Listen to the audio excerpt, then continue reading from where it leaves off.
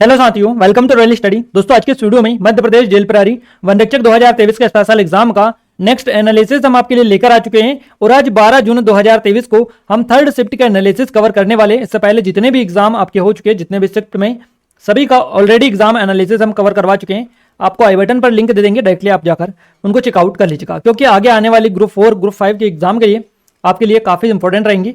और constable MPSI के लिए भी सबसे ज्यादा जरूरी है, क्योंकि पूरा डिटेल में हम कवर करवा रहे हैं, है ना, एक एक पॉइंट कवर करवा रहे हैं। तो आप ये एनालिसिस आपके लिए सबसे ज्यादा फायदेमंद रहेंगे। इस वीडियो की पीडीएफ के लिए आपको टेलीग्राम को एप्लीकेशन को डाउनलोड कर लेना है। दोनों के लिंक आपको डिस्क्रिप्शन में मिल जाएगी। डिस्क्रिप्शन पे आप जाकर इनको ज्वाइन कर सकते हैं और ये 3 स्टेप फॉलो करेंगे, आसानी से आपको पीडीएफ मिल जाएगी, कोई भी दिक्कत नहीं होगी। गाइज, ये हमारी जेल प्रहरी फॉरेस्ट गार्ड की स्पेशल टेस्ट सीरीज है। 251 रुपए की टेस्ट सीरीज सिर्फ और सिर्फ 99 रुपए में आप मिल रही है। तो लिमिटेड टाइम है, जल्दी करें, क्योंकि जल्दी ये ऑफर समाप्त होने वाला है। कोई डाउट है, कुछ क्वेरीज है, तो आप हमें नंबर पर भी कांटेक्ट कर सकते हैं। देखिए, इस वीडियो में हम 5 सब्जेक्ट के क्वेश्चंस कवर करने वाले हैं पूरी डिटेल के साथ में। और जितने भी क्वेश्चंस है, आपको हमारे पास में सभी क्वेश्चंस लगभग मिल चुके हैं। आपको पूरे क्वेश्चंस कवर करवाएंगे। देखिए, आज हमें जो क्वेश्चंस भेजे हैं, ये अंबिका जाट जी जो कि इंदौर से हैं, इन्होंने 69 स्कोर किया है। पूनम सिंह जी जो कि भोपाल से हैं, 69 स्कोर किया है। अजय सिंह ठाकुर जी जो कि सागर से हैं, इन्होंने 68 स्कोर किया है। श्रद्धा पटेल जी जो कि सागर से हैं, और आलोक शुक्ला जी इंदौर से हैं, इन्होंने 73 स्कोर किया है। कृष्ण प्रताप सिंह जी जो कि मंदसौर से हैं, इन्होंने 68 स्कोर किया है। तो इन्होंने सभी ने काफ़ी अच्छा स्कोर भी किया है और काफ़ी अच्छे तरीके से हमें बताया है। गाइज, इनमें से सभी लोगों ने लगभग सुबह भी हमें बताया था, मॉर्निंग फर्स्ट शिफ्ट में, और इन्होंने लास्ट में भी इनका पेपर था जेल अधीक्षक का, तो इसमें भी इन्होंने काफ़ी अच्छी हेल्प की है हमारी क्वेश्चंस को बताने में। क्लियर है? तो इन सभी का बहुत बहुत धन्यवाद हम देना चाहेंगे, ताकि इन्होंने टाइम निकालकर हमें एग्जैक्ट क्वेश्चन से रूबरू करवाया है। आप सभी की भी काफ़ी ज़्यादा हेल्प यहाँ से हो रही है। आपका भी आगे आने वाले दिनों में एग्जाम है, तो आप हमें नंबर पर अपने क्वेश्चन जरूर से एक बार अपडेट करवा दें। जैसे ही आपका एग्जाम सेंटर से बाहर निकले, तुरंत से आप हमें इन नंबर पर एक बार क्वेश्चंस को जरूर से अपडेट कर दें। क्लियर है? जो भी आपके एग्जाम में क्वेश्चन पूछे गए वो पूरे हमें इस नंबर पर व्हाट्सअप कर दें, ताकि हम आपको 100% सटीक एनालिसिस प्रोवाइड कर पाएं। आइए स्टार्ट करते हैं। इस वीडियो को लाइक करना, शेयर करना ना भूलें, और सब्सक्राइब अभी तक नहीं किया है चैनल को तो सब्सक्राइब करके बेल आइकन को भी दबा दें, ताकि जो भी नया वीडियो है सबसे पहले आप तक पहुंच पाए। गाइस, आज का हमारा पहला क्वेश्चन है, मध्य प्रदेश के किस स्थल यानी कि मध्य प्रदेश के किस स्थल को यूनेस्को में सबसे पहले शामिल किया गया है? तो ये खजुराहो स्मारक जो समूह है, खजुराहो के मंदिर, इनको यूनेस्को में सबसे पहले शामिल किया गया है मध्य प्रदेश में। तो याद रखिएगा, खजुराहो का जो स्मारक है, ये आपका खजुराहो छतरपुर जिले में देखने को मिलते हैं। प्राचीन शहर है और प्राचीन स्मारक ये बेसिकली है, और ये अपने खूबसूरत मंदिरों के लिए पूरी दुनिया में स्पेशली फेमस है। खजुराहो जो स्मारक समूह है, इनको 1986 में यूनेस्को की विश्व धरोहर के रूप में सूचीबद्ध किया गया था। एक और चीज कवर करवा दूं, देखिए, खजुराहो के जो मंदिर है, इनको 1986 में, इसके बाद में सांची को किया गया था, सांची को इनको किया गया था 1989 में, और उसके बाद में भीमबेटका को किया गया था शामिल, कब किया गया था? 2003 में। तो इन तीनों का आप याद रखिएगा, 86, 89 और 2003, इन तीनों को याद रख लीजिएगा, क्योंकि ज़्यादातर जो क्वेश्चन बनते हैं वो यहीं से बनते हैं। तो खजुराहो के जो मंदिर है, इनको 1986 में यूनेस्को के विश्व धरोहर के स्थल के रूप में शामिल किया गया। सांची के जो बौद्ध स्तूप है, ये मध्य प्रदेश के रायसेन जिले में स्थित है। एक छोटा सा ऐतिहासिक शहर है ये, और अपने बौद्ध स्मारकों के लिए बेसिकली दुनिया भर में जाना जाता है। तो 1989 में यूनेस्को की विश्व धरोहर स्थल में सांची को शामिल किया गया। इसके अलावा भीमबेटका जो शैलाश्रय है, ये भी मध्य प्रदेश के रायसेन जिले में है, और ये विश्व धरोहर स्थल 2003 में यूनेस्को में शामिल हुए हैं। एक और चीज मैं कवर करवा दूं, जबकि सांची जो है, यहाँ पर आपका बौद्ध स्तूप है, ठीक है, और ये जो सांची है, इसको मध्य प्रदेश का कौन सा शहर बनाया जा रहा है, ये आप हमें कमेंट में कमेंट करके बताइएगा। मध्य प्रदेश का सौर ऊर्जा से रिलेटेड है, इतना हिंट मैं आपको दे देता हूँ। अभी कल परसों क्वेश्चन बना था, सांची को कौन सा शहर के रूप में इसको बेसिकली प्रसिद्ध किया जा रहा है, या फिर इसको नामित किया गया है, कौन से शहर के रूप में इसको ऐसे किया जा रहा है। तो आप एक बार कमेंट में कमेंट करके उसका राइट आंसर हमें जरूर से बता दीजिएगा। अगला क्वेश्चन, अगला पॉइंट की बात करते हैं। देखिए, ये जो भीमबेटका है, ये आपकी मध्य भारतीय पठार के दक्षिण किनारे पर विंध्य पर्वत की तलहटी में है। तो ये क्वेश्चन भी ऑलरेडी आपका पूछा जा चुका है। दिसंबर 2020 में ग्वालियर और ओरछा को इसके शहरी परिदृश्य वाले शहरों के कार्यक्रम के तहत यूनेस्को की विश्व धरोहर स्थलों की सूची में भी शामिल किया गया है। यानी कि यहाँ से जितने भी क्वेश्चंस की डिटेल हमने बताई है, इनमें से गाइस इससे सीधे सीधे 5 से 7 क्वेश्चन आपके पूछे गए हैं। अभी तक 5 से 7 क्वेश्चंस बस इतनी सी डिटेल में से पूछे जा चुके हैं। तो आप समझ सकते हैं कितना ज़्यादा जरूरी ये सीरीज हमारी है आपकी एग्जाम पॉइंट ऑफ व्यू से। सीधे सीधे क्वेश्चन यहाँ से आपके बन रहे हैं। अगला क्वेश्चन है, भारत का पहला राष्ट्रोद्यान कौन सा है? तो भारत का पहला जो राष्ट्रोद्यान था, ये जिम कॉर्बेट राष्ट्रोद्यान है, जो कि आपका उत्तराखंड में है। तो जिम कॉर्बेट राष्ट्रोद्यान भारत का सबसे पुराना राष्ट्रोद्यान है। 1936 में लुप्त प्राय बंगाल बाघ की रक्षा के लिए बेसिकली हैली नेशनल पार्क के रूप में इसको स्थापित किया गया था, और उत्तराखंड का जो नैनीताल जिला है इसमें स्थित है, इसका नाम जिम कॉर्बेट नेशनल पार्क रखा गया था।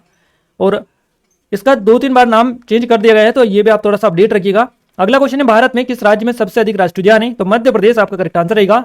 भारत में मध्य प्रदेश में सर्वाधिक राष्ट्रीय उद्यानों की संख्या 10 है गाइस। यहाँ पर मैं आपको कवर करवा दूं, अभी हाल ही में इसकी संख्या में इंक्रीज देखने को मिला है, यानी बढ़ोतरी हुई है। कूनो राष्ट्रीय उद्यान को भी बेसिकली दर्जा दिया जा चुका है, तो आप याद रखिएगा इसमें बढ़ोतरी हो चुकी है। और अंडमान निकोबार द्वीप समूह जो है इसमें 9 राष्ट्रीय उद्यान के साथ में दूसरे स्थान पर है। मिजोरम और हरियाणा में 2 राष्ट्रीय उद्यान है, जबकि तेलंगाना में 3 राष्ट्रीय उद्यान है। 1963 में स्थापित पहला राष्ट्रीय उद्यान जिम कॉर्बेट राष्ट्रीय उद्यान था, इसे हेली राष्ट्रीय उद्यान के नाम से भी जाना जाता है। और गाइज ये जो आपका जिम कॉर्बेट राष्ट्रीय उद्यान है, जो कि अभी हमने कवर करवाया है आपको इस वीडियो में, ये वाला 2 नंबर का क्वेश्चन, ये अभी तक आपके एग्जाम में, यानी कि डेली आपका क्वेश्चन बन रहा है, हर दिन आपका इससे क्वेश्चन बन रहा है। अगर सुबह वाली शिफ्ट में ना पूछा जाए तो सेकंड में पूछ लिया जाता है, सेकंड में ना पूछा जाए थर्ड में पूछा ही जाता है। यानी कि एक दिन में तीनों शिफ्ट में जो होते हैं इनमें से एक ना एक में आपका ये डेली पूछे जा रहे क्वेश्चन, तो आप इसके रिलेटेड जितनी भी डिटेल है वो आप देख लीजिएगा। अगला क्वेश्चन है, प्रधानमंत्री ग्राम सड़क योजना के तीसरे चरण के अंतर्गत कितने किलोमीटर लंबी सड़कें बनाने की योजना है? तो यहाँ पर 1,25,000 किलोमीटर लंबी सड़कें बनाने की योजना है प्रधानमंत्री ग्राम सड़क योजना के तीसरे चरण के अंतर्गत। और पूरे देश में ग्रामीण सड़क कनेक्टिविटी को मजबूत बनाने के लिए प्रधानमंत्री ग्राम सड़क योजना ने के तीसरे चरण को मंजूरी दे दी है। प्रधानमंत्री ग्राम सड़क जो योजना है ये केंद्र प्रायोजित योजना है, जिसे लागू करने की जिम्मेदारी ग्रामीण विकास मंत्रालय और राज्य सरकारों को दी गई है।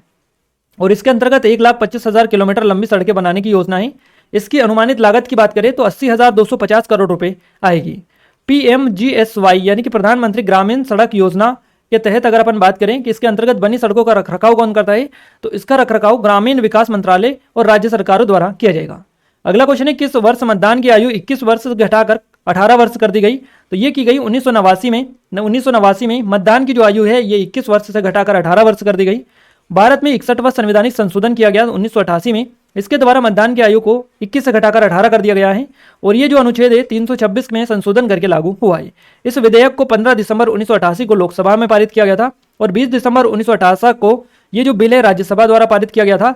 इस विधेयक को 28 मार्च को 1989 को राष्ट्रपति वेंकट रमन ने स्वीकृत किया। उसके बाद में यह विधेयक 28 मार्च 1989 को लागू हुआ। तो कुल मिलाकर यहाँ पर बात की जा रही है कि कब ये की गई, तो 1989, 88, 89 आपका करेक्ट आंसर रहेगा। अगला क्वेश्चन है, मध्य प्रदेश विधानसभा के 18वें अध्यक्ष कौन है? तो मध्य प्रदेश विधानसभा के 18वें जो अध्यक्ष है इनका नाम है गिरीश गौतम। गिरीश गौतम अभी वर्तमान में मध्य प्रदेश के विधानसभा अध्यक्ष हैं। गिरीश गौतम स्पीकर है मध्य प्रदेश विधानसभा में, तो याद रखिएगा गिरीश गौतम करेक्ट आंसर रहेगा। 18वें नंबर के ये अध्यक्ष हैं और 22 फरवरी 2021 को ये बने हैं। पंचदश यानी कि 15वीं जो विधानसभा है, बेसिकली इसमें ये 18वें नंबर के अध्यक्ष है, विधानसभा अध्यक्ष। तो इनके बारे में आप याद रखिएगा। उपाध्यक्ष का पद रिक्त है, अब इस पर किसी की भी नियुक्ति नहीं है, यानी खाली है अब ये पद। और पंडित कुंजीलाल जो दुबे है ये मध्य प्रदेश विधानसभा के प्रथम अध्यक्ष थे। अगर अपन बात करें गिरीश गौतम की, तो गिरीश गौतम का जन्म स्थान है कटनी का रीवा का करौंदी गांव, जो कि इनका जन्म हुआ है 28 मार्च 1953 को। एक नजर देख लीजिएगा, हो सकता है क्वेश्चन आपका बन जाए। इसके अलावा कुचिपुड़ी नृत्य से रिलेटेड क्वेश्चन बना है, एग्जैक्ट क्वेश्चन हमें नहीं मिल पाया है।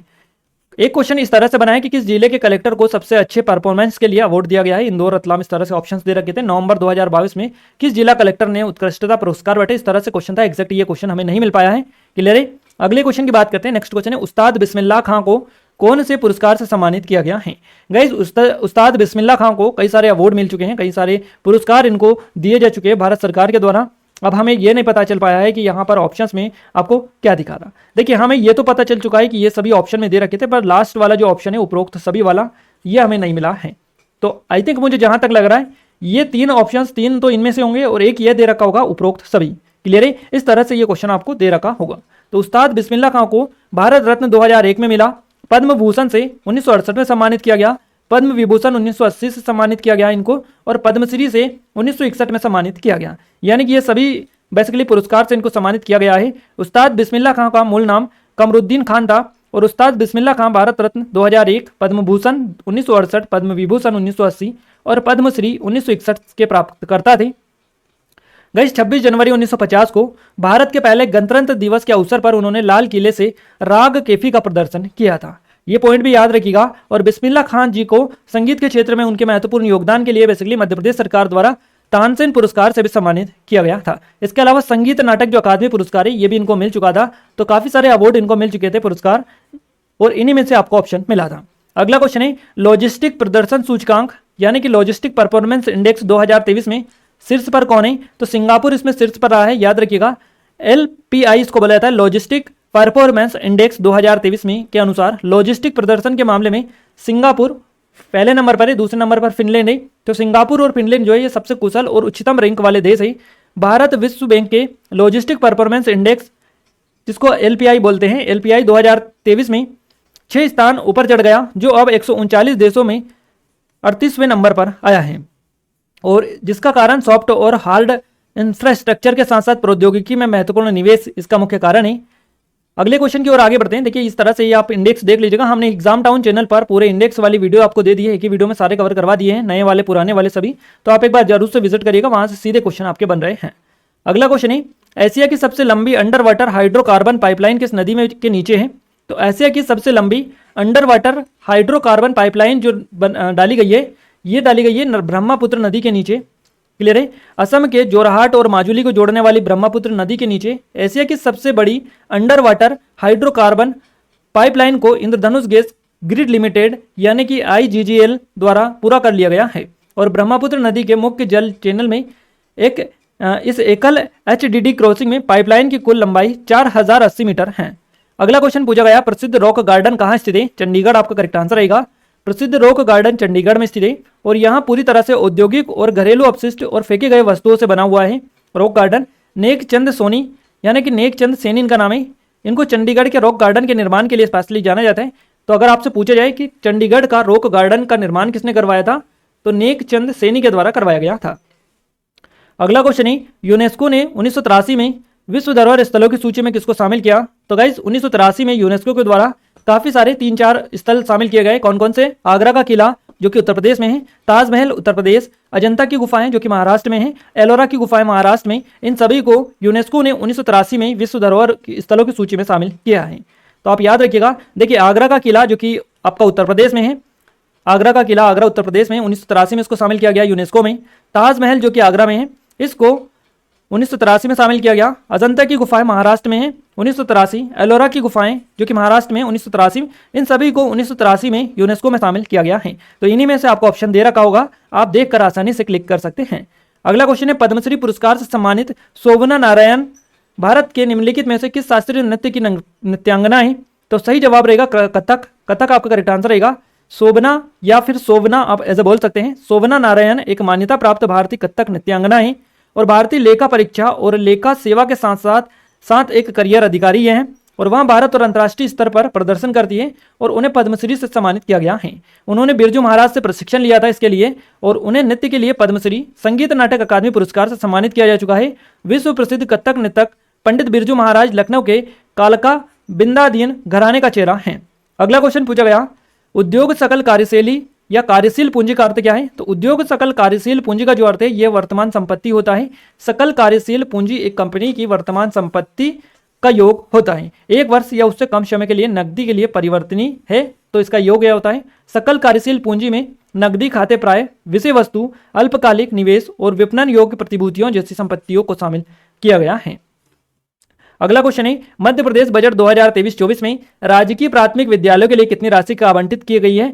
तो 11,406 करोड़ रुपए का आवंटन किया गया है राजकीय प्राथमिक विद्यालयों के विकास के लिए। क्लियर है? तो राजकीय प्राथमिक विद्यालयों की स्थापना के लिए बेसिकली 11,406 करोड़ रुपए की स्थापना यानी कि आवंटित किए गए हैं, प्रावधान किया गया है। प्रधानमंत्री आवास योजना के लिए 8,000 करोड़ रुपए का प्रावधान किया गया है 2023-24 के बजट में।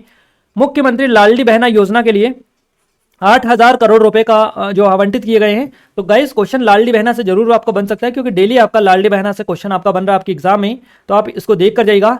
जल जीवन मिशन राष्ट्रीय ग्रामीण पेयजल मिशन के लिए 7,332 करोड़ रुपए आवंटित किए गए हैं। इसके अलावा 15वें वित्त आयोग के अनुसार आवश्यक सुधारों को पूरा करने में सहायता के लिए 6,935 करोड़ रुपए का प्रावधान है।